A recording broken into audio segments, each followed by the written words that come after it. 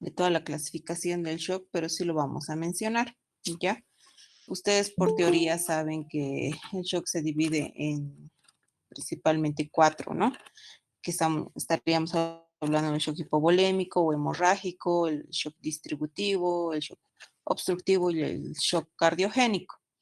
Dentro de estos tipos de shock, pues lo más importante mencionar, o lo que vamos a mencionar, es el shock hipovolémico, el shock hemorrágico, ¿ya?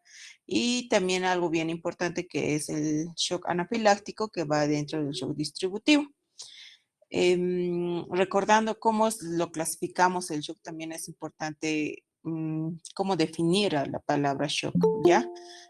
Ustedes saben que el shock se clasifica, como ya lo hemos mencionado, en cuatro, pero es importante igual mencionarlo que como definición tenemos que es una normalidad a nivel cardíaco, a nivel circulatorio, que va a producir poca perfusión, ¿ya? Y obviamente lo que ocasionaría disminución de oxígeno en los principales órganos diana, principalmente.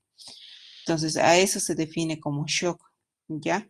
Y haciendo un pequeño repaso de todos los tipos de shock, pues podemos mencionar al shock hemorrágico, que lo vamos a ir describiendo más profundamente, que es el principal que nosotros vamos a encontrar especialmente en el servicio de emergencias y también que cuando ustedes lleven el BLS va a estar dentro del ATLS, el manejo de el shock hipovolémico, ¿ya? Por la gran frecuencia que existe en el servicio de emergencias. Entonces se puede identificar fácilmente porque se ve la presencia de sangre, pero en algunas ocasiones la sangre no es visible, puede ser una hemorragia interna, ¿ya? Entonces hay que ver de dónde se está produciendo esa hemorragia, ya sea en medio interno, o sea, puede ser un tórax o un hemoperitoneo, ¿ya? O puede ser una fractura de fémur, demás, ¿ya? Aquí como ejemplo lo muestra en el gráfico, que si hay una fractura de fémur, más o menos se aproxima a una pérdida sanguínea de 1500 ml, a diferencia de otro hueso más pequeño que es el húmero o la tibia también, que la cantidad de sangre de pérdidas en una fractura serían menos, ¿no? Que de 750 ml, entonces la diferencia es bastante. Entonces tenemos que estar atentos de dónde es el sangrado, ¿ya? El shock neurogénico, por ejemplo, es la pérdida del tono simpático que ocasiona principalmente hipotensión en el paciente y la bradicardia, ¿ya? Generalmente este shock neurogénico nosotros lo podemos presenciar ante pacientes que son accidentados policontusos, que se han caído de algún barranco, que se han caído del segundo piso, cuarto piso, demás, donde tienen un trauma raquimedular, ¿ya? A nivel cervical o incluso torácico por el golpe, tal vez estaban manejando y justo el volante le ha dado en el pecho y ha ocasionado este trauma neurogénico, ya por el gran impacto a nivel del tórax. El shock obstructivo es por el déficit del llenado cardíaco, ¿ya? Principalmente aquí habla sobre el taponamiento cardíaco, el neumotórax de la misma forma, igual es muy común el obstructivo por los accidentes automovilísticos, ¿no? La obtención que provoca. El tromboembolismo pulmonar es un shock obstructivo, pero es más lento a diferencia de la motórax atención, que la clínica es más rápida, se presenta inmediatamente. Mientras que el tromboembolismo pulmonar o la tromboembolia pulmonar, pues se genera más lentamente, ¿no? Entonces podemos actuar más rápidamente o con ser más precavidos ante un shock obstructivo de tipo por embolia pulmonar, por un trombo, ¿no? El séptico igual es muy común en los hospitales que ustedes encuentren pacientes que tienen abscesos, ya sea diabéticos, que es que no se han controlado su glicemia adecuadamente, no han hecho sus controles, han generado algún tipo de infección ya sea en la piel, en el miembro inferior o tal vez internamente, ¿no? En el riñón, un absceso y demás, ¿no? Entonces, los pacientes que tienen ya shock séptico se asocian generalmente, puede ser a traumas abdominales penetrantes, que se han ido contaminando. O sea, obviamente ha iniciado con un shock hemorrágico, pero se ha compensado, ¿no? Pero posteriormente ha presentado contaminación y ha presentado sepsis y demás, ¿no? Generalmente el shock séptico se caracteriza por fiebre y leucocitosis, ¿ya? Y el cardiogénico generalmente habla de problemas cardíacos como infartos agudos de miocardio, igual daba los taponamientos cardíacos y demás, ¿ya? Entonces es un pequeño resumen que ustedes ya lo conocen. Ahora vamos a hablar sobre el shock distributivo y dentro del shock distributivo, como les mencionaba, está el shock anafiláctico. El shock anafiláctico es un tema muy importante. ¿Por qué? Porque aunque no les parezca que se puede presentar muy comúnmente, pues sí se presenta bastante, ¿ya? ¿Por qué? Porque cuando ustedes atienden a un paciente, no saben si ese paciente es alérgico a algún medicamento. Puede que el mismo paciente no sepa o peor aún, sí sepa y se le olvide mencionar, ¿no? Entonces, principalmente tenemos que diferenciar qué en el shock distributivo o shock anafiláctico. Primer paso es reconocer la presencia de un shock anafiláctico. ¿Para qué? Para que podamos nosotros actuar inmediatamente. Como muestra aquí en el gráfico, se ve claramente cómo se edematiza por, bueno, a ver, vamos a ir viendo por partes. Acá en el shock anafiláctico tiene síntomas y clínicas que tienen que ser descubiertas o detectadas tempranamente para que ustedes puedan actuar. Y para eso lo primero es diferenciar. Diferenciar una reacción anafiláctica de un shock anafiláctico. Una reacción anafiláctica, como su nombre lo dice, pues es algo ligero. Se puede decir como una reacción leve. ¿Ya? Y el shock anafiláctico es como una reacción severa, ¿ya? Entonces, la reacción anafiláctica generalmente se presenta, ¿por qué? Por liberación de histaminas eh, que corren el cuerpo y demás, pero en poca cantidad. O sea, el alergénico que ha ocasionado eso, ya sea por medicamentos, alimentos, objetos, ha sido en poca cantidad. Entonces, el paciente va a tener síntomas leves que pueden ser corregidos inmediatamente o tienen que ser corregidos inmediatamente para que no desencadenen shock anafiláctico o por lo menos para controlar adecuadamente ese paciente. ¿Ya?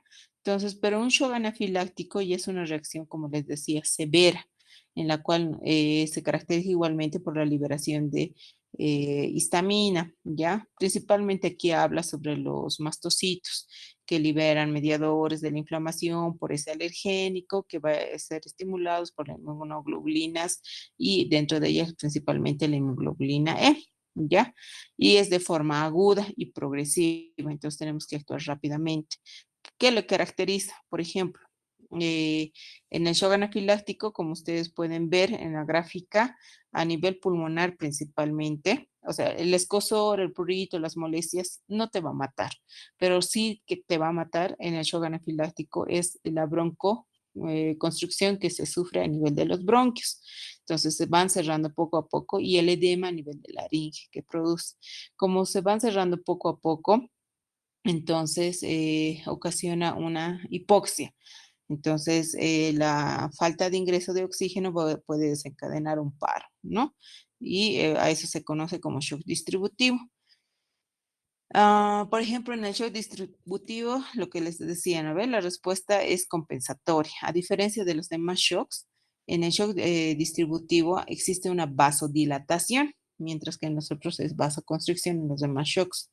Pero en este shock distributivo, aparte de la vasodilatación que le caracteriza, existe una pérdida, no así de sangre, pero una permeabilidad del líquido, ¿ya? Por eso se llama shock distributivo. Y como ahí en el gráfico lo menciona, dentro del shock distributivo está el séptico, neurogénico y en el anafiláctico. Entonces el tono vascular empieza a aumentar, la frecuencia cardíaca de la misma manera en un inicio, ¿ya? Y la contractibilidad cardíaca igual en un inicio para tratar de compensar esta reacción que está sufriendo el cuerpo. O sea, las histaminas están libres provocando una vasodilatación a nivel periférico y una broncoconstricción a nivel de los bronquios, ¿ya? Entonces, lo que quería decirles es eso, ¿no? Saber cómo diferenciar una reacción alérgica de un shock anafiláctico. La reacción alérgica, principalmente, como muestra en el gráfico, ustedes pueden ver que es como si estuviera el paciente resfriado, ¿ya? Hay edema en el párpado, lagrimeo, hay un poco de escozor, prurito, puede aparecer máculas, pápulas, tal vez un poco de escozor en la garganta, pero hasta ahí nomás, ¿ya? Porque la cantidad del alergénico que ha provocado esa reacción es escasa. Entonces, lo que nosotros tenemos que hacer ante la presencia de esa clínica y síntomas como urticaria, rubor cutáneo, es principalmente poner antihistamínicos al paciente, ¿ya?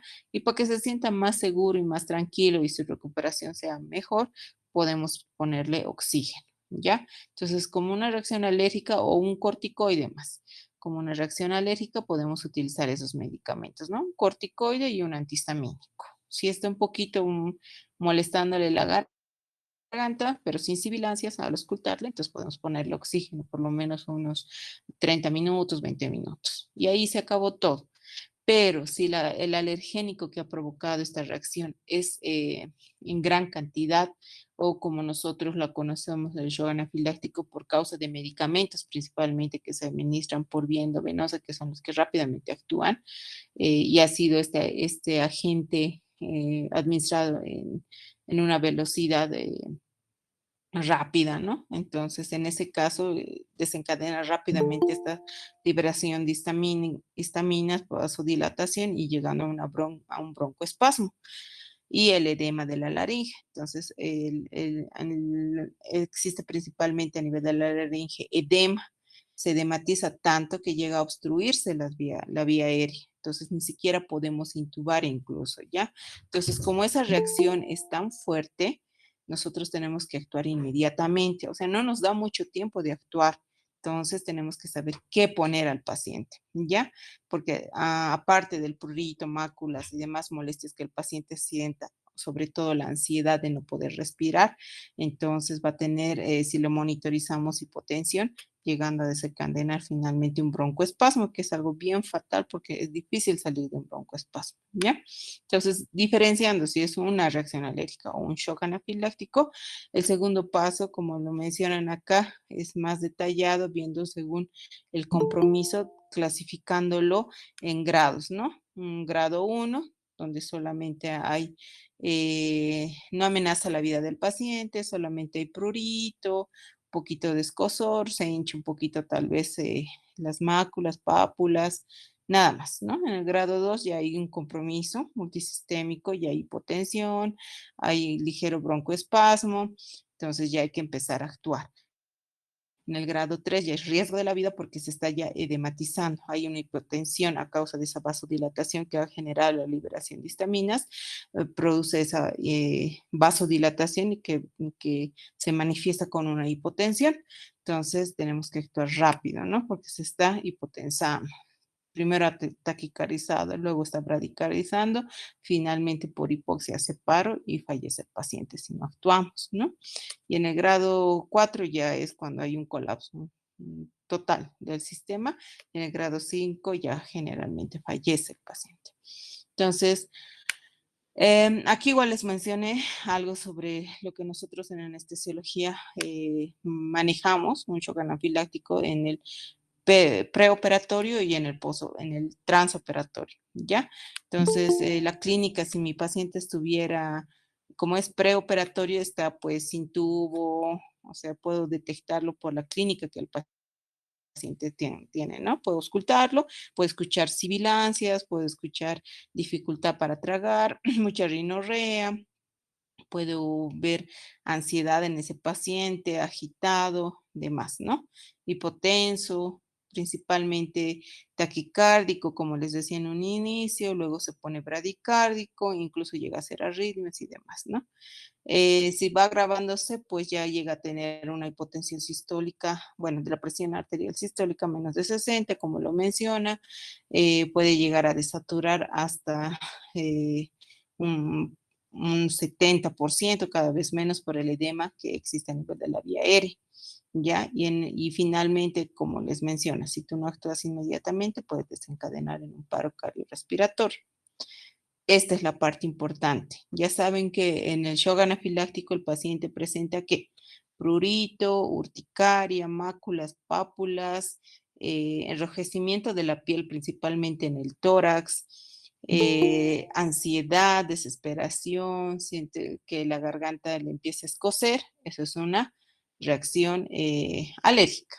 Pero ya si se empieza a cerrar la garganta, lo ausculta y hay sibilancias, cada vez más, menos, existe un estridor al respirar y demás, entonces es actuar inmediatamente, ¿ya?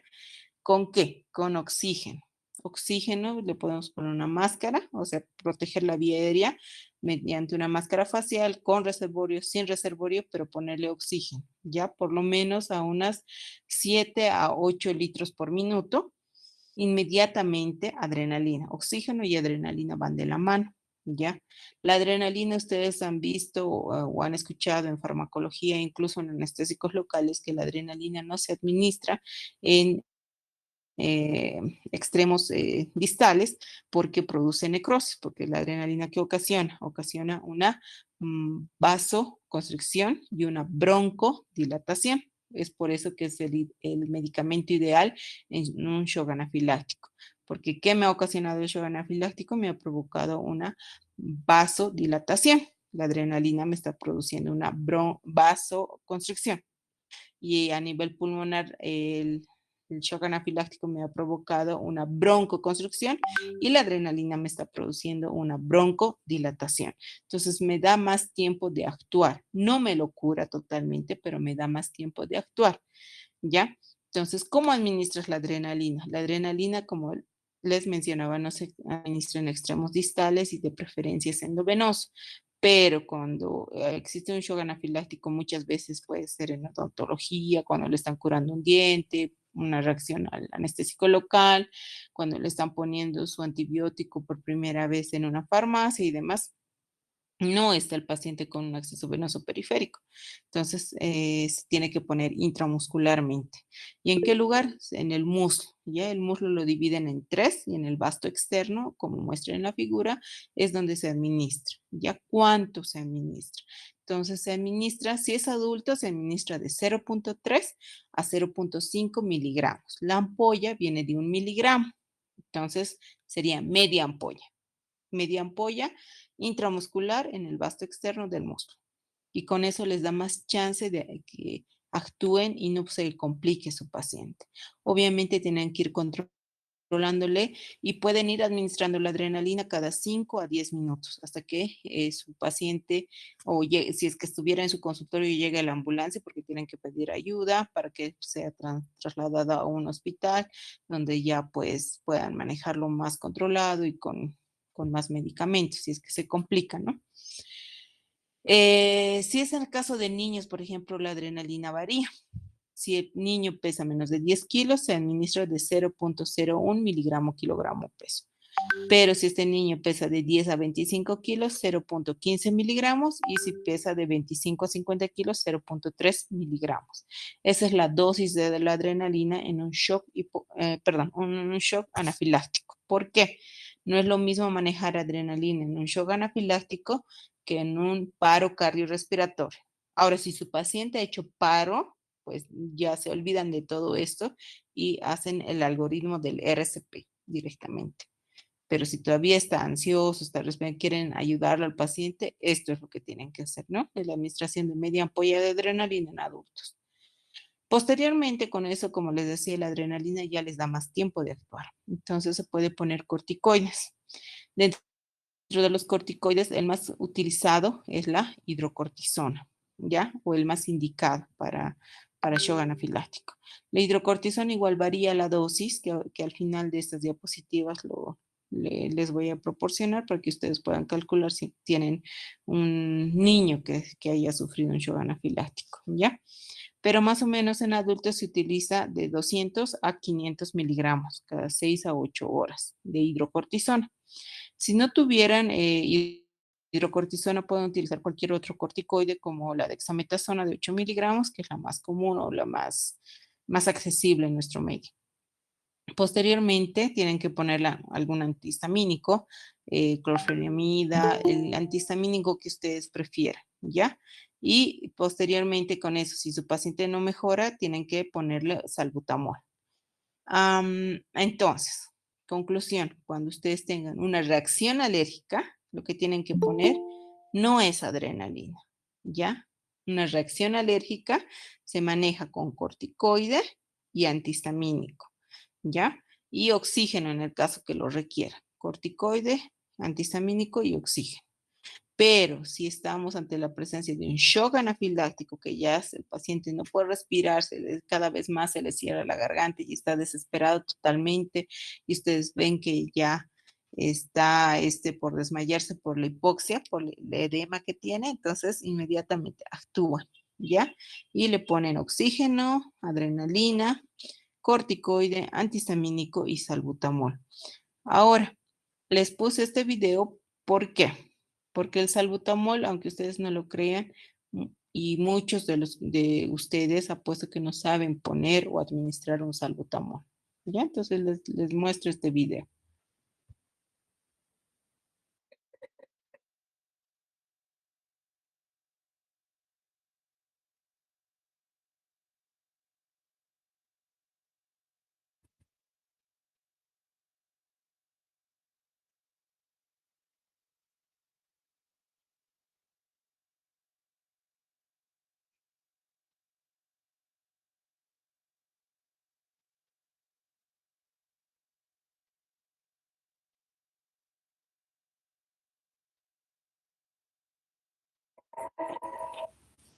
Entonces, la forma correcta de administrar salbutamol es como la muestra este niño, ¿ya? Agitan el salbutamol, primero obviamente lo abren, ven que esté limpio, demás, ¿ya? Y lo agitan como unas 10 veces, o por lo menos 5 veces fuerte. Una vez que lo agitan, lo tienen que poner entre los dientes y por encima de la lengua.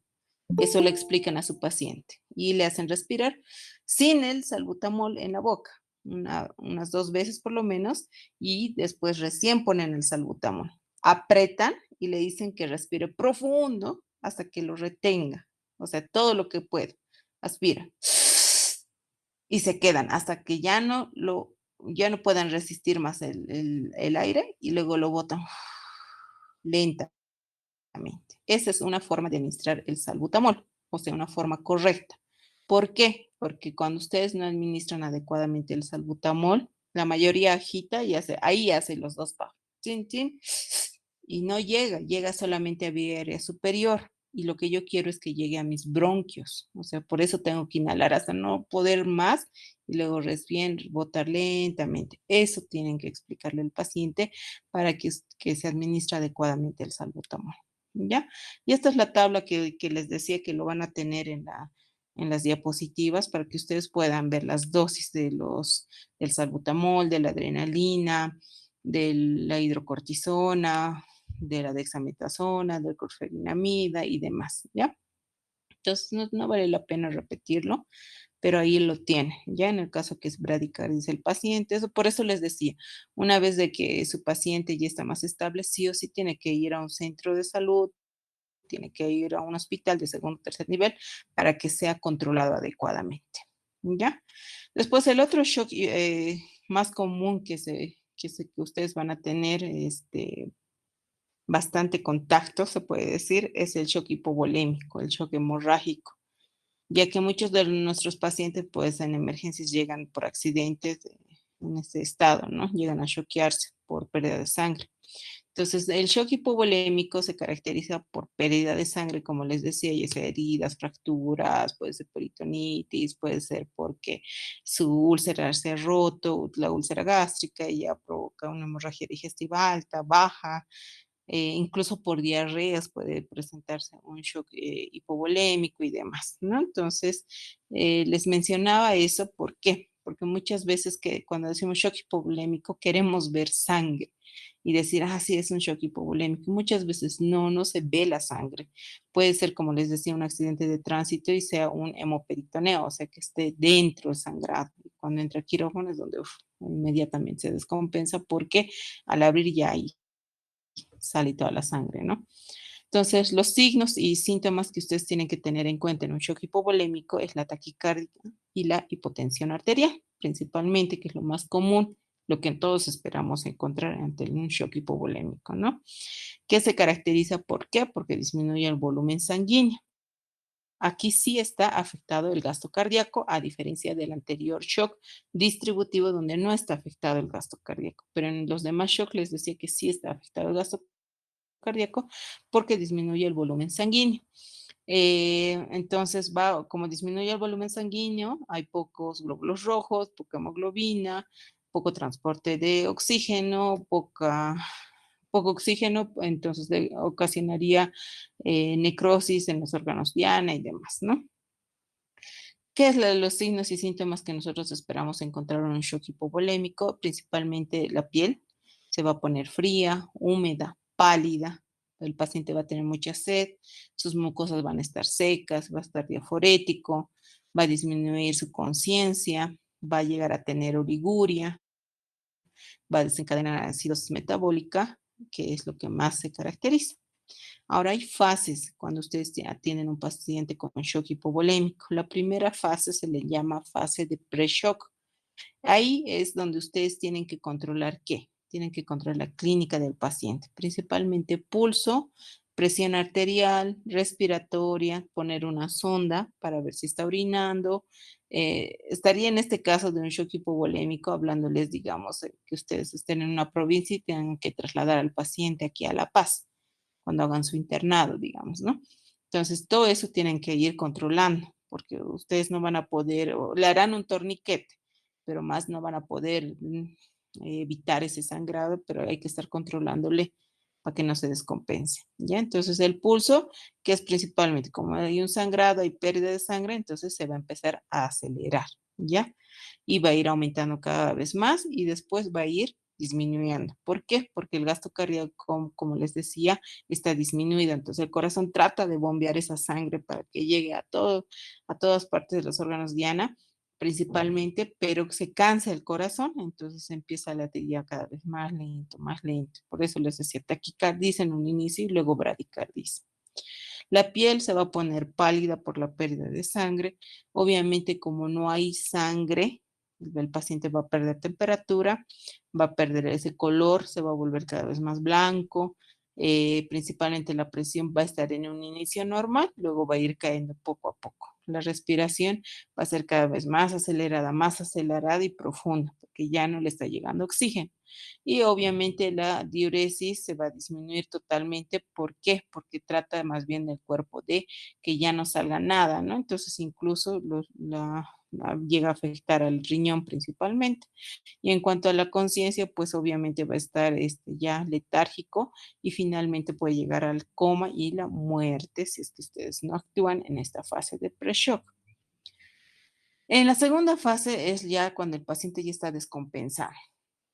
La piel ya está fría, sudorosa, pálida, ya tiene hipotensión, ya está con taquicardia, con arritmia, o puede estar con bradicardia llegando al paro, puede estar con oliguria, anuria, y ya tiene una respiración de Kushma, taquipneico. Esa respiración es como si fuera un pescadito fuera del agua, ¿ya? Y a nivel metabólico, obviamente ya tiene acidosis metabólica el paciente, ¿ya? Entonces, ese es el cuadro del padrón hemodinámico que ustedes pueden, y ustedes ya lo conocen para poder diferenciar los diferentes tipos de shock. Y ahí tenemos el hipovolémico, cardiogénico, distributivo y obstructivo. ¿Qué les caracteriza de eso? Lo más, o qué tiene más relevancia? Como les decía, todos casi tienen lo mismo, excepto el distributivo, que el gasto cardíaco no se encuentra afectado y en los otros sí, ¿ya?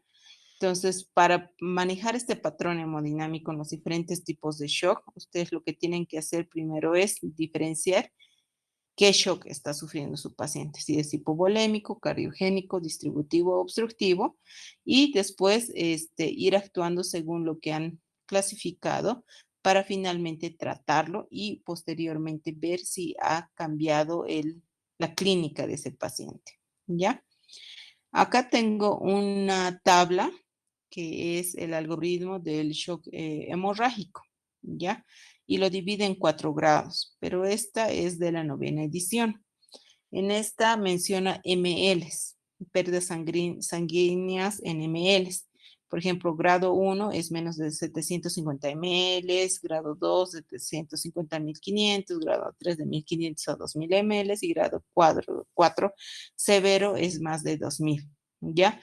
Y esto actualmente en la 10ª ha cambiado. ¿Por qué? Porque estos valores de mLs lo han basado como por el peso ideal, ¿no? Que lo dicen los libros de fisiología, que sería de 70 kilogramos de un paciente normal, que mide unos 70, algo así, ¿no? Entonces, lo han dicho que muchas veces hay pacientes que son más bajitos, más gorditos y demás, y ya mejor han sacado en porcentajes en esta 10ª edición, en la cual dice la pérdida sanguínea aproximada es cuando el grado 1, cuando pierde el volumen sanguíneo total menos del 15%, el grado 2 de 15 a 30%, grado 3 de 31 a 40% y el grado 4 más del 40%.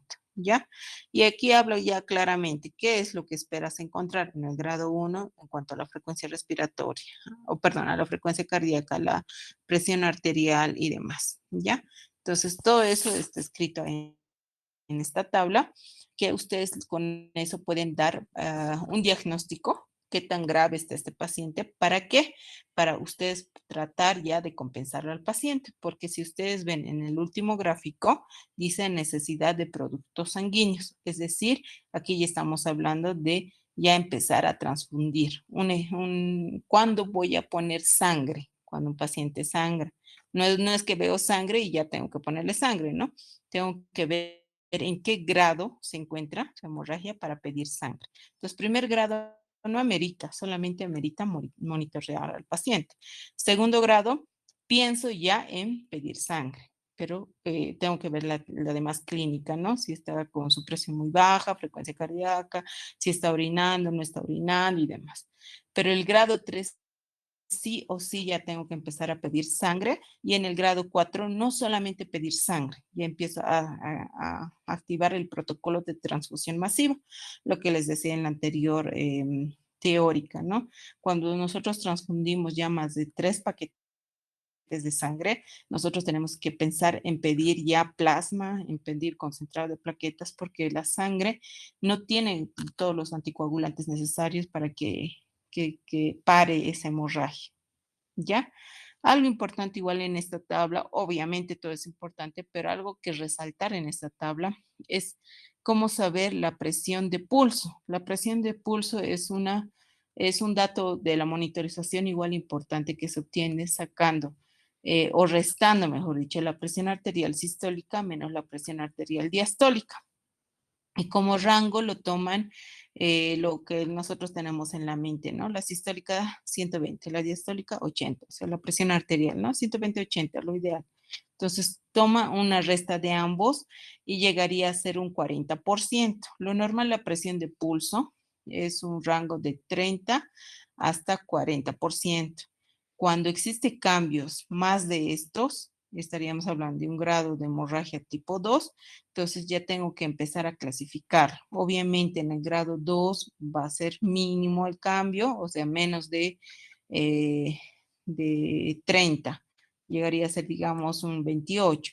Grado 3 llegaría a ser un 25. Grado 4 ya menos de 10 incluso por ciento. Entonces, la presión de pulso en eso nos ayudaría a clasificar igual el grado de hemorragia que el paciente está sufriendo. Y esta es otra tabla similar, pero esto es de niños ya. ¿Ya? Entonces el gasto urinario y demás. Acá igual, como tienen los mismos parámetros, pero obviamente varía en algunas cosas, porque ya el otro es para niños, pediátrico. El gasto urinario, por ejemplo, aquí ya lo detalla más en el pediátrico. Dice que cuando es clase 1, el niño por lo menos tiene que orinar de 1 a 2 ml kilogramo hora. En clase 2 de 0.5 a 1, en clase 3 de 0.25 a 50, y cuando ya es 4, ya pues casi no orina, ¿no? Ahora, ¿cómo voy a manejar este tipo de shock hipovolémico? Primero tengo que que fijarme la clínica del paciente, cómo está su presión y demás, para ver si necesita inmediatamente ser intervenido o puedo compensarlo o me da chance de compensarlo. ¿Ya? Por ejemplo, generalmente cuando hay un shock hipovolémico, cuando ven sangre, lo primero que hacen es el líquido, ¿no? A chorro, ponle solución fisiológica, ponle ringelactato y todo le quieren meter. Pero se ha demostrado que lo hemodiluyes al paciente, o sea, lo perjudicas, porque ese líquido, la solución fisiológica, son cristaloides, el ringelactato y demás, son cristaloides que se van a retener en nuestro cuerpo, pero solamente un determinado tiempo, y solamente el 20% se queda en el cuerpo dentro de la célula y lo demás va afuera, es decir, que va a ir a edematizar pulmón, va a ir hacia el riñón y demás. Entonces va a ocasionar más daño que beneficio. Y es por eso que lo manejan, estas tablas son del ATLS, ¿ya? El último. Entonces, lo han hecho un resumen así práctico para que ustedes no pongan mucho exceso de líquido en el paciente que se encuentra en una hemorragia. ¿Ya? Entonces, el primer paso dice manejar, ver si necesita inmediatamente ser intervenido quirúrgicamente, ¿ya? Sí o sí tienen que pedir o a ustedes administrar o colocar un acceso venoso periférico, ¿ya? Con buenas vías. Estamos hablando mínimo una bránula 18, una bránula color verde, ¿no ve? Hemos hablado de accesos venosos periféricos. En adultos, ¿no? En niños, por lo menos una 20 a 22. 24 no me sirve. ¿Ya? Y si no tuvieran un acceso venoso periférico, porque este paciente ya está totalmente choqueado y está colapsado sus venas, entonces mi segunda opción sería poner un acceso intraóseo. Y finalmente mi tercera elección sería poner una vía venosa periférica, o perdón, central, pero mi primera opción es la periférica y mi segunda es la intraósea. Después, obviamente, ya otra persona tiene que ir sacando el grupo sanguíneo porque no sabemos qué grupo sanguíneo tiene este paciente que acaba de ingresar a emergencias en un estado lamentable desangrándose, ¿no? ¿Para qué? Para que se le hagan los laboratorios y obviamente principalmente obtener el grupo sanguíneo y las pruebas cruzadas para reponer sangre, ¿no? Exámenes que tengan toxicológicos y demás. Y si es mujer, sí o sí prueba de embarazo, ¿no? Idealmente sacar una gasometría para ver si existe ya alteraciones ácido-bases. Y los líquidos iniciales, como les decía, tienen que ser administrados no en exceso. Máximo tiene que ser administrado 1 litro, es decir, una bolsa o una solución de 1000 ml, máximo, ¿ya? La solución no traten de que sea fría, traten de calentarla, que sea tibia. ¿Por qué? Porque existe el riesgo de que este paciente entre en hipotermia. Aparte que está perdiendo sangre, va a entrar en hipotermia y acidosis. Y eso es lamentable porque es la triada de la muerte. Entonces no queremos eso. Tiene que ser una solución tibia. Y si se trata de niños, pues de 20 ml kilogramo peso en niños, ¿ya? Que me pesan menos de 40 kilos. Y obviamente tenemos que ir esto valorando si necesita más líquido. ¿Por qué? Porque si no me llega sangre tampoco puedo dejar y decir no. Entonces voy a hacer chorritos, ¿ya?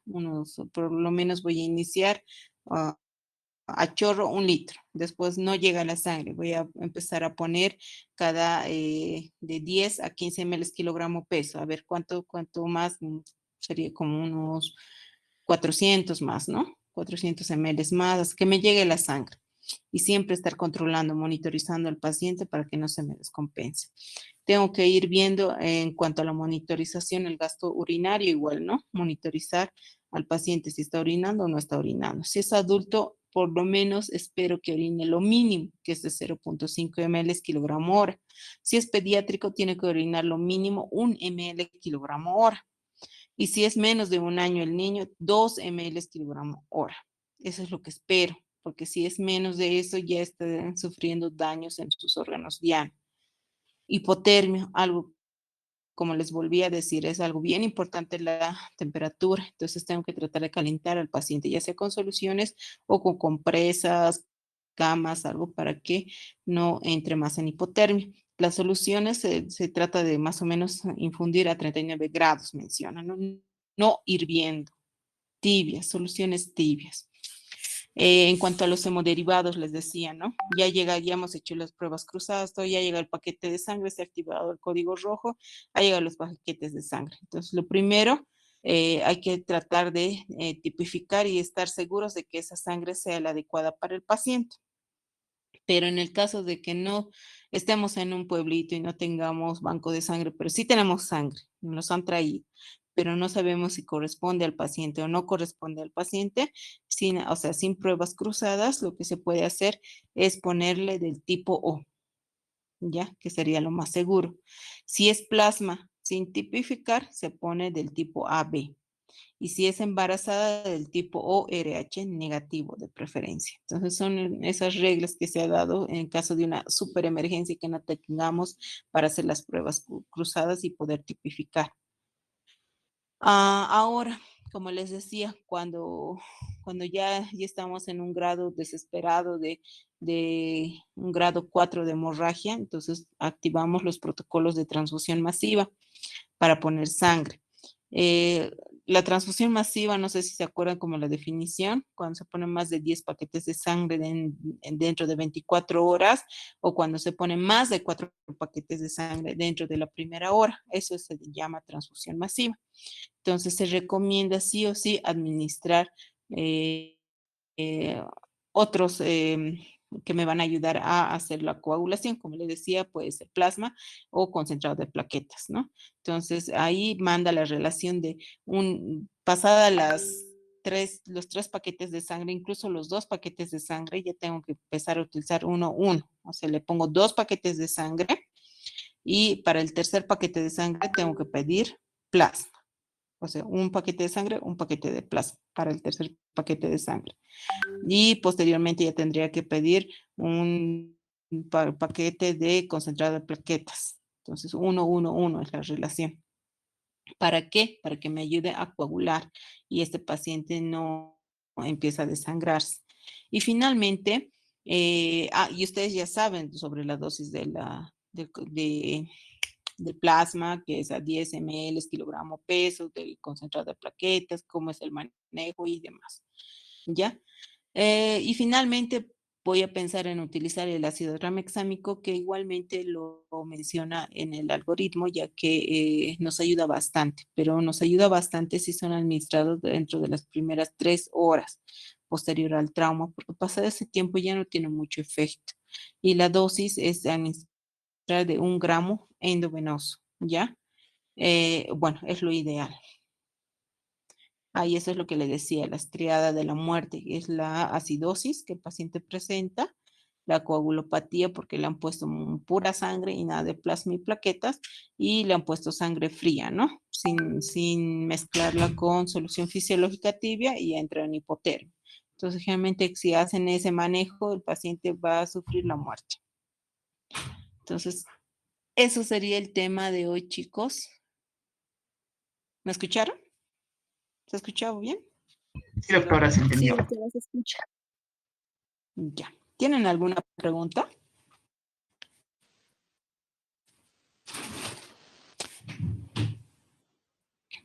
Ya.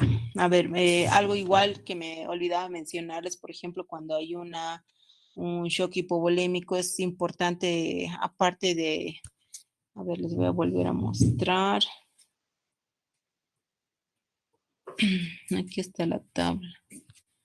Aparte de sacar la presión de pulso, que les decía que es simplemente la resta de la presión sistólica con la diastólica, que hemos dado como valor de 30 a 40%, lo normal, y obviamente cuando esa hemorragia baja menos del 30%, dependiendo de qué grado de hemorragia se encuentre, aparte de esta presión de pulso y estos signos, se puede otra forma de detectar qué tan grave está nuestro paciente, es tomando el llenado capilar, ¿ya? Entonces, si su llenado, apretan el dedo y el llenado capilar está entre 20, más de 20 a 25 segundos, entonces su pronóstico es muy malo, estaríamos llegando incluso a un grado 4. Entonces, es una alerta igual que ustedes pueden tener en cuenta en el caso de un paciente que se está choqueando. Ahora sí, chicos. ¿Todo quedó claro o tienen alguna pregunta, duda? Doctora, buenas noches. Una consulta. Dime. Eh, Aparte de la presión de pulso, ¿no sería bueno también tomar la presión arterial media, ya que esto también nos va a indicar cómo se está perfundiendo a nivel tisular, a nivel periférico? ¿No sería bueno manejar ese valor? Sí, está dentro de, o sea, es lo ideal, monitorizar adecuadamente a tu paciente, pero los gráficos, según el ATLS, como les decía, todos los algoritmos tienen un objetivo y dentro de los gráficos o la forma correcta, digamos, para detectar rápidamente el tipo de sangrado y la gravedad de tu paciente, lo ha tomado la pérdida sanguínea aproximada, frecuencia cardíaca, presión arterial, presión de pulso, frecuencia respiratoria, gasto urinario, la escala de Glasgow, el déficit de bases que solamente se saca con la gasometría para ver el tratamiento ideal. O sea, es un algoritmo ya hecho por el ATLS. Obviamente, si me monitorizas más a tu paciente es lo ideal, ¿no?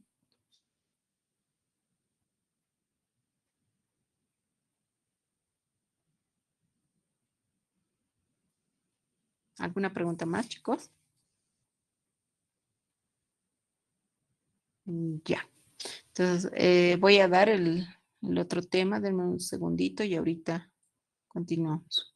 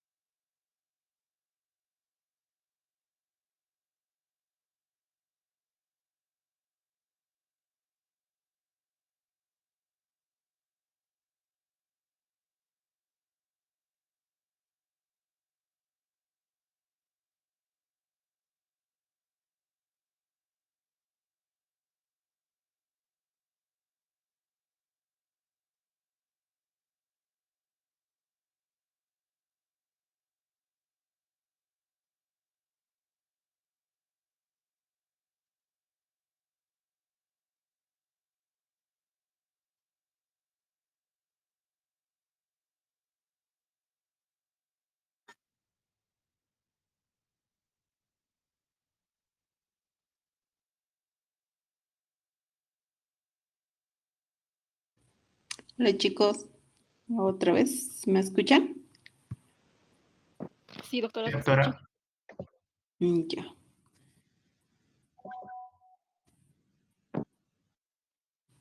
Ahora otra vez se ve la pantalla, ¿no? ¿O no?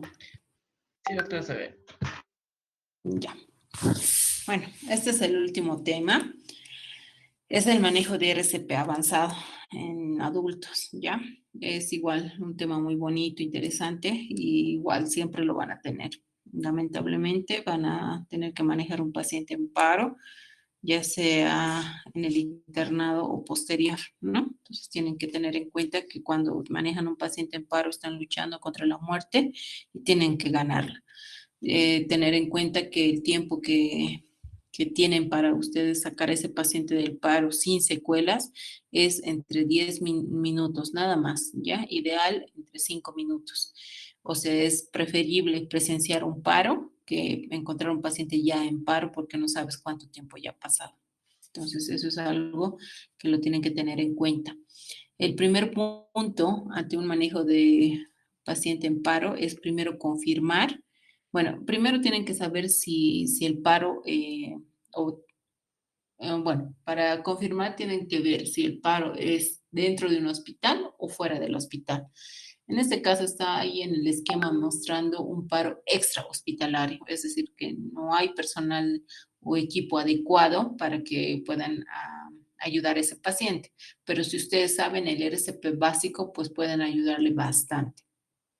Entonces, lo primero es la seguridad que el paciente va a tener, bueno, no la seguridad que el paciente va a tener, sino la seguridad que ustedes le van a brindar al paciente, porque para empezar un manejo de RCP, obviamente que tienen que estar en un lugar seguro, ¿ya? No solamente el paciente, también ustedes. Primero se cuidan ustedes y después al paciente.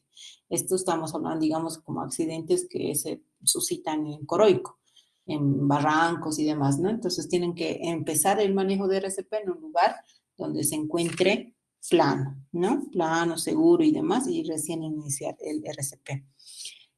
Posteriormente tienen que verificar si el paciente efectivamente está en paro, es decir, dar el diagnóstico y posteriormente pues pedir ayuda y ustedes ya iniciar el manejo, ¿no?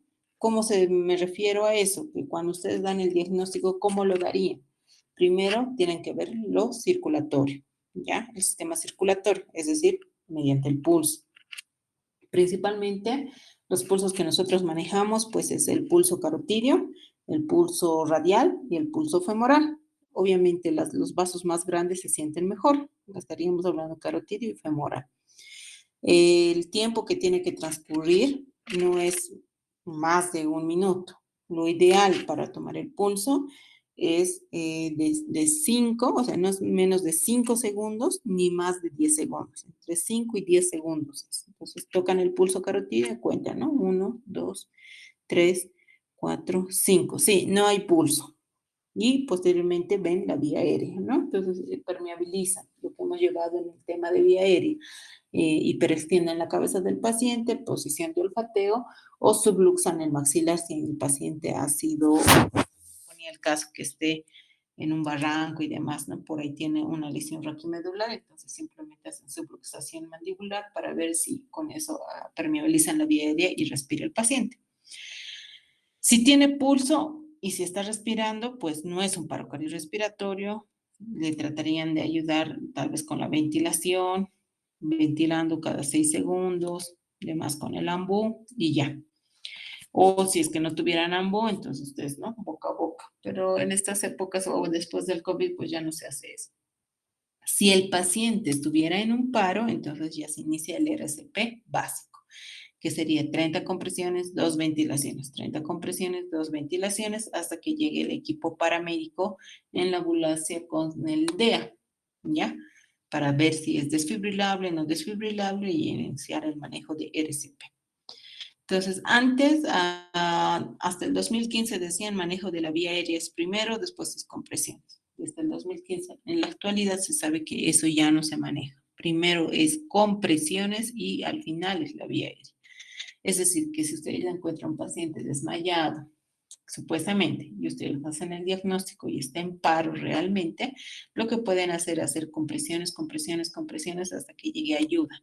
¿Por qué? Porque este paciente ha sufrido un paro cardiorrespiratorio. Quiere decir de que estaba respirando antes de hacer el paro y por lo tanto tiene oxígeno.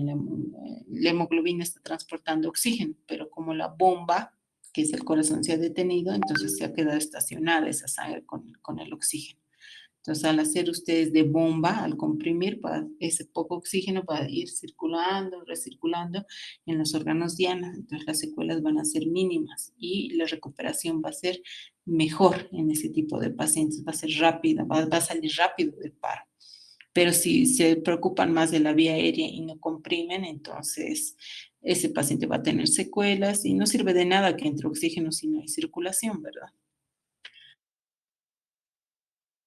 Esto es un video que les he grabado igual, donde muestra un poco lo. Voy a quitar el volumen. Ya, es cuando encuentran un paciente que se encuentra desmayado, digamos, en la calle. Entonces ustedes piden ayuda y empiezan inmediatamente con presiones. ¿A qué nivel? En el esternón, tercio medio, un brazo encima del otro y empiezan con presiones. ¿Cuánto? De 100 a 120 por minuto hasta que llegue ayuda. ¿Ya? Y con eso salvan la vida del paciente, hacen que ese paciente no tenga secuelas post-paro y demás. Entonces, simplemente con las compresiones se salva la vida. Posteriormente, o idealmente, como les decía, es que aparezca el DEA con el equipo paramédico, ¿no? Entonces, el DEA es ese aparato que ustedes lo pueden ver en la imagen, donde es un desfibrilador en el cual automáticamente, por eso es DEA, desfibrilador externo automático, eh, inmediatamente detecta solito, no solamente lo prendes y solito te dice si es un ritmo desfibrilable o no desfibrilable. Como ustedes pueden ver, tiene unos parches. Este DEA en otros países, siempre les digo a los chicos con los que hago práctica, pues se encuentra al lado de los extinguidores en otros países.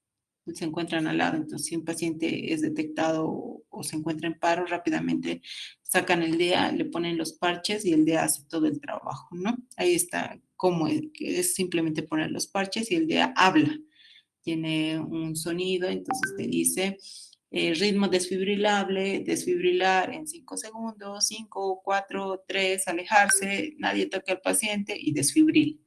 O te dice ritmo no desfibrilable, iniciar compresiones, te dice. Entonces tú estás haciendo compresiones, como está conectado siempre, entonces ya está leyendo si es un ritmo desfibrilable o no desfibrilable hasta que llegue la ayuda. Entonces les va guiando. Es muy bueno el idea. Pero en Bolivia no hay, ¿no? Se pueden robar, yo creo. Entonces no hay en los centros comerciales y demás. En algunas ambulancias, en algunas cajas sí lo tienen y otros no. Aquí habla sobre bueno, después del COVID, ¿no? Cómo se ha ido adaptando ya el DEA. Entonces, aquí ya habla si responde o no responde, dando el diagnóstico, ¿no? Y posteriormente pidiendo ayuda, manejando ya las compresiones, la vía aérea, siempre menciona cubrir la boca del paciente, ya sea con 2 barbijos o con la misma polera del paciente y iniciar compresiones, ¿ya? Si es que está respirando, si es que está con pulso, entonces se pone en una posición lateral y segura para que no se broncoaspire. Y si no, pues aparte de llamar, hay que empezar ya el RCP. Como les decía, solamente haciendo compresiones torácicas de 100 a 120 por minuto y de preferencia, pues tener un DA externo, un desfibrilador externo automático para ver si puede hacer un ritmo desfibrilable y desfibrilar al paciente, porque dentro del algoritmo menciona que una desfibrilación temprana pues es de gran ayuda en un paciente en paro. Y obviamente el DEA ya va viendo el ritmo, si es desfibrilable, no desfibrilable y demás, ¿no? Hasta eso ya llega el equipo paramédico. Este es otro video que al final les voy a mostrar para que ustedes tengan una idea más o menos, ¿ya? Pero este es las compresiones en un paciente que hace un paro presencial, entonces y tiene ayuda, entonces le hace compresión sincronizada, RCP básico sincronizado, que es 30 compresiones, 2 ventilaciones, 30 compresiones, 2 ventilaciones. Un equipo que ya está entrenado adecuadamente. ¿Por qué?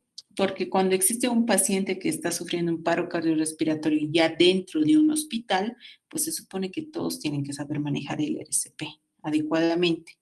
Y ahí menciona que tienen que ser 5 compresores, o bueno, 5 reanimadores, de los cuales 2 tienen que encargarse de la compresión, uno de la ventilación, otro de administración de medicamentos y poner un acceso venoso periférico, y el otro del desfibrilador y monitorizar o escribir todo lo que se está administrando, desfibrilando y demás. Entonces, eso es lo ideal. ¿Qué podemos decir del desfibrilador? Los desfibriladores vienen, como ustedes lo ven en el gráfico, de diferentes tipos. Pueden ser según la vía de acceso, según la energía, pueden ser externos, internos, hay desfibriladores internos de los marcapasos y demás, ¿no? Y según la energía, pues, que es lo que nosotros manejamos, los monofásicos y bifásicos. bifásicos. ¿A qué se refiere monofásico y bifásico? Antes solo había desfibriladores monofásicos, quiere decir que habían desfibriladores que daban una descarga en altas dosis, ¿ya? En una sola dirección. Y pues ocasionaban daños en las fibras del miocardio. Eran más peligrosas en cierta forma, ¿no? Porque era una descarga eléctrica muy alta.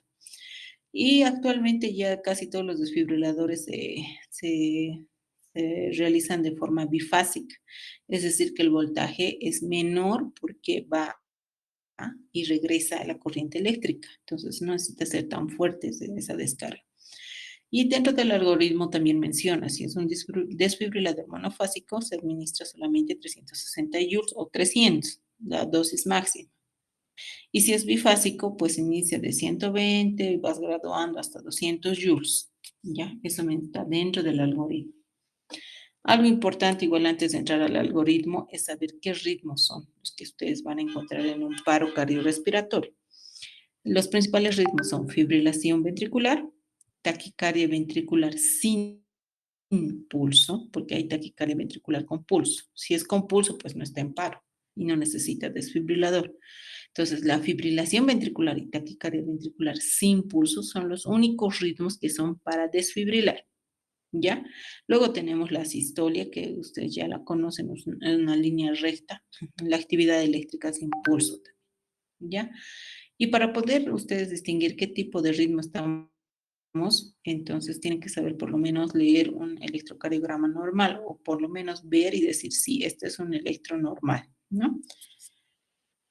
Por ejemplo, de la fibrilación ventricular, que es un ritmo desfibrilable, lo que le caracteriza es de que tiene una frecuencia respiratoria de entre 250 hasta 300 latidos por minuto. Entonces, la frecuencia es tan fuerte que no coordina los ventrículos, o sea, no cumplen la función del ventrículo de hacer una sístole adecuada, entonces no manda sangre al resto del cuerpo, la bomba. Entonces, por lo tanto, su gasto cardíaco se encuentra disminuido totalmente y es por eso que se ha suscitado el paro. Y los ritmos cardíacos pues son rápidos, irregulares, sin bombeo, o sea, esa bomba no sirve del corazón. Y la gráfica que ustedes ven es la que ustedes van a encontrar en el monitor al poner el desfibrilador. Son totalmente, no hay onda P, el QR está un desastre, rayas arriba, abajo y demás. Eso se ve en el monitor, en el desfibrilador, y es un ritmo para desfibrilar. Entonces, si ustedes encuentran esto al poner las paletas del desfibrilador, entonces están ante la presencia de una fibrilación ventricular. Y como se pueden dar cuenta, cada vez más y más va subiendo la frecuencia cardíaca. Después tenemos la taquicardia ventricular. Como les mencionaba, la taquicardia ventricular puede ser con pulso. Si es con pulso, no se desfibrila, se hace cardioversión, que es otro tema aparte, ¿ya? Pero la taquicardia ventricular sin pulso es la que sí se desfibrila, ¿ya? Entonces, en este caso, la taquicardia ventricular se caracteriza porque es una frecuencia cardíaca más de 150 latidos por minuto, llegando incluso hasta 250. Entre la fibrilación ventricular y taquicardia ventricular sin pulso, la más letal es la fibrilación ventricular. O sea, la taquicardia, generalmente cuando hay un paro presencial encontramos taquicardia ventricular. Y si no lo resolvemos, no desfibrilamos, se desencadena en fibrilación ventricular. Y si no desfibrilamos, hace asistolia. Entonces, generalmente esa es la frecuencia. Entonces, ¿qué le caracteriza a la taquicardia ventricular sin pulso? Que tiene los complejos QRS anchos y simétricos, ¿ya? Igual, no está funcionando adecuadamente los ventrículos y por lo tanto el gasto cardíaco igual se encuentra abolido. No hay gasto cardíaco adecuado para que tenga una circulación espontánea normal o un aporte de oxígeno adecuado, ¿no? Una circulación adecuada. Generalmente las taquicardias ventriculares sin pulso son causadas por infartos, alteraciones hidroelectrolíticas en los pacientes, isquemias y demás, miocarditis y todo eso. Entonces, ¿qué van a ver ustedes en el monitor? Van a ver esta frecuencia. La taquicardia ventricular sin pulso se puede clasificar a la vez en monomórfica y polimórfica, pero si se dan cuenta, tanto la monomórfica como la polimórfica es lo mismo, solamente que la polimórfica son simétricas, grandes, luego chiquititas, grandes, luego chiquititas, ¿no? Pero el QRS son anchos en todas, ¿ya? Eso es lo que les diferencia, son unas Bs, B chiquita. Entonces es una forma de que ustedes se pueden acortar cuando ustedes vean en el desfibrilador este tipo de ritmos y decir, sí, es una taquicardia ventricular sin pulso y es un ritmo desfibrilable. Ahora puede ser monomórfica como se está viendo o una polimórfica, pero igual ambas son desfibrilables, ¿no? Entonces eso es importante, igual que ustedes reconozcan estas imágenes para que ustedes puedan actuar y ver si van a desfibrilar o no. Y posteriormente tenemos las otras actividades eléctricas que no se desfibrilan, ¿no? La sistolia, una línea recta, y la actividad eléctrica sin pulso. En este caso, pareciera la actividad eléctrica sin pulso una bradicardia, ¿ya? Pero hay un, ¿cómo les digo?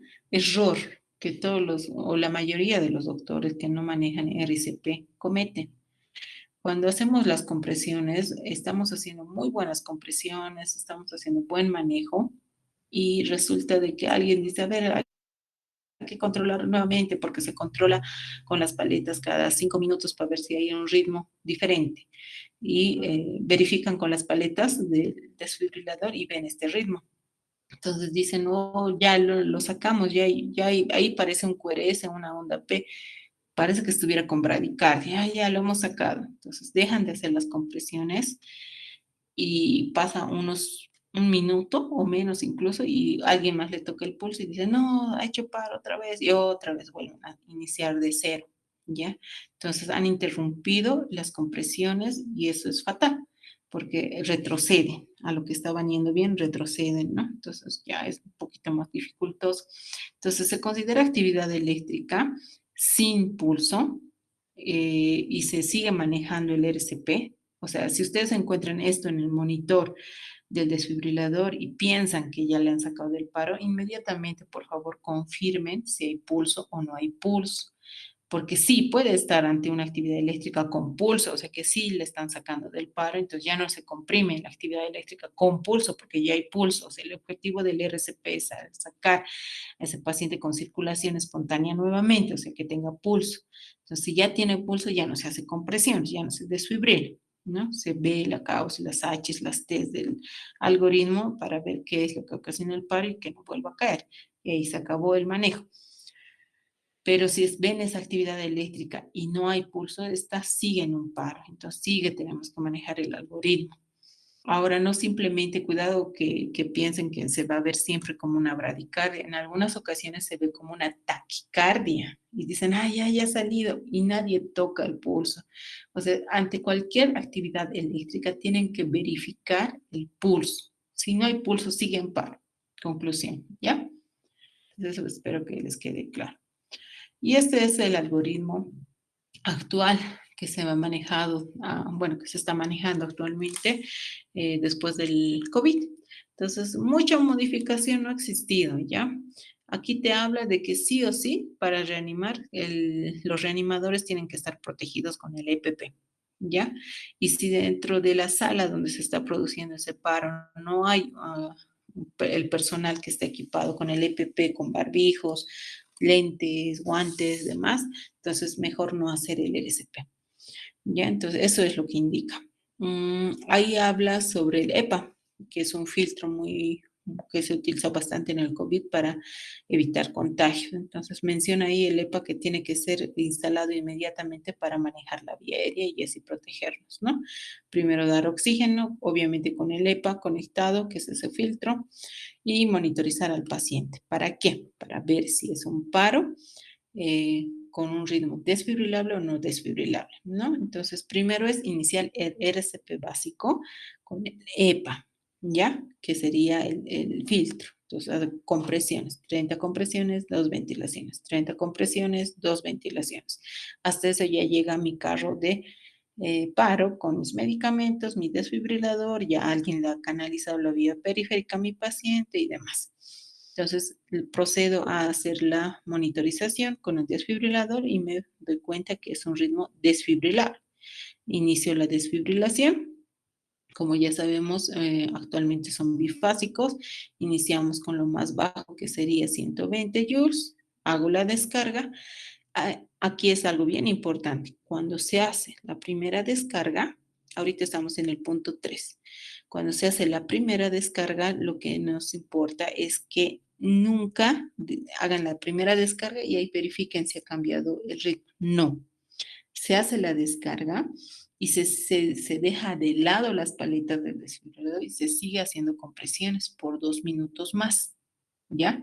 En ningún momento dejas de comprimir. Descargas, comprimes 2 minutos más. Controlas y recién ves qué ritmo es. Ya no esperen que ante la primera descarga ya cambie el ritmo. No. Descargas, comprimes 2 minutos más y recién verificas si es un ritmo desfibrilable, continúa para ser desfibrilable o ya ha cambiado en no desfibrilable o ya ha salido del paro.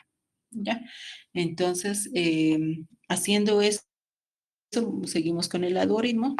En este caso, he desfibrilado. He continuado con mis compresiones 2 minutos más. Ya instalo mi vía periférica y ya voy preparando mi adrenalina, porque para la segunda descarga ya pienso en poner adrenalina. ¿Ya? Entonces verifico nuevamente, no ha habido cambios, sigue siendo fibrilación ventricular.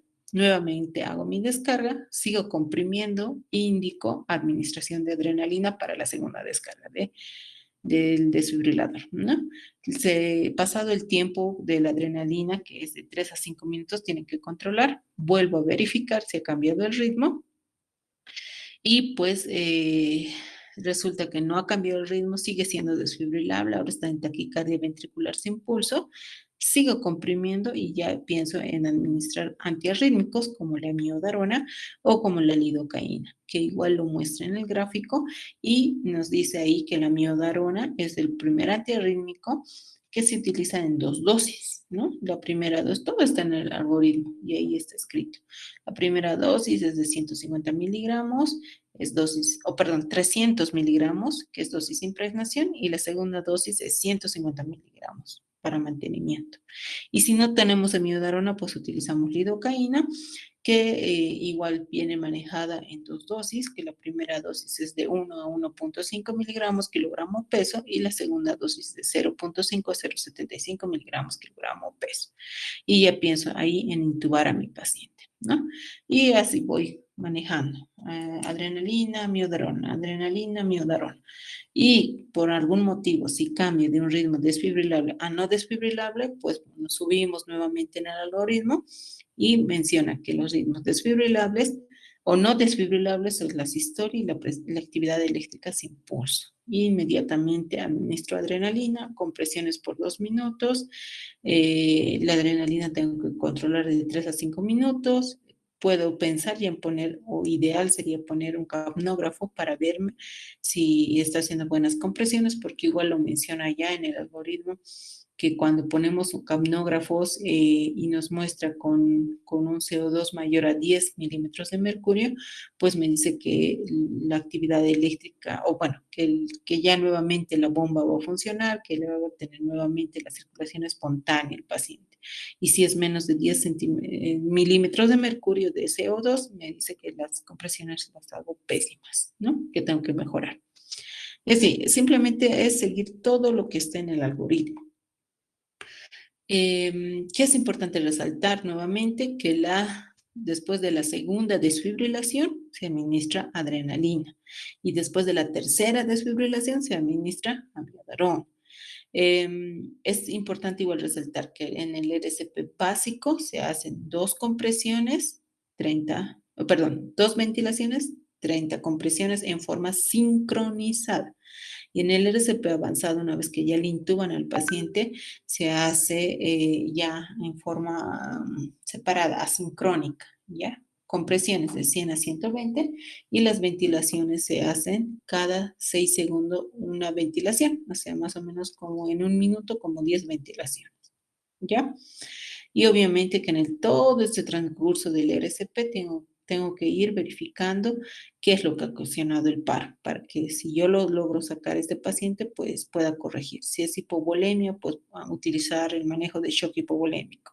Si es hipotermia, calentar al paciente. Si es intoxicación por opioide, administrar naloxona. Si es taponamiento cardíaco, con un electrocardiograma, con un ecógrafo puedo verificar eso. Si tiene un TEP y demás, ¿no? Utilizar las H's y las T's. Y para eso tengo que saber la clínica de las H's y las T's y cómo tratarlas, ¿ya? Esto es igual el algoritmo, pero lo he ampliado un poco más, en la cual nuevamente les muestro los gráficos de una taquicardia ventricular sin pulso y una fibrilación ventricular, que son los ritmos desfibrilables. Nuevamente, si es esto es en cuanto a la ventilación, si es RCP básico 30 compresiones, 2 ventilaciones, y si es un paciente intubado, más o menos como de 8 a 10 ventilaciones por minuto o una ventilación cada 6 segundos, ¿no? Acá nuevamente habla sobre el algoritmo, lo que les decía, ¿no?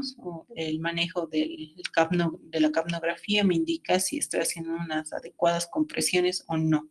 Si es menos de 10, pésimo, y si es más de 10, pues excelentes compresiones, ¿no? Acá igual le menciona lo que les he mencionado de la lidocaína, que si no tienen amiodarona se puede administrar lidocaína, las H, las T's y demás. Y aquí tienen otra tablita aparte de las dosis de la atropina, por si es que tiene bradicardia su paciente cuando salga del paro, la miodarona, tanto de dosis adulta como pediátrica, cloruro de calcio y demás, ¿no? Y este es otro resumen, ¿no? Más grande del algoritmo, donde muestra las compresiones que tienen que hacer con una profundidad de 5 centímetros, una velocidad de 100 a 120 por minuto y demás. Las H's y las T's. Y ahí muestra finalmente cómo un médico se encuentra agotado y que le ha ganado la muerte, ¿no? Hasta un perrito sabe hacer un RCP, así que tenemos que pensar en el paciente que tiene familia, es mamá, es papá, es tío y demás, y tratar de poner todo de nuestro lado para poder salvar a ese paciente. Bueno, chicos, ¿qué les ha parecido? Una buen cateo, doctora, sinceramente. Ya, mil disculpas por Doctora, la hora. Ya, espero les sirva. Como es una teórica pues grabada, van a poderla leer cuando estén más despiertos porque es muy tarde. Mil disculpas nuevamente por la hora. ¿Tienen dudas, preguntas?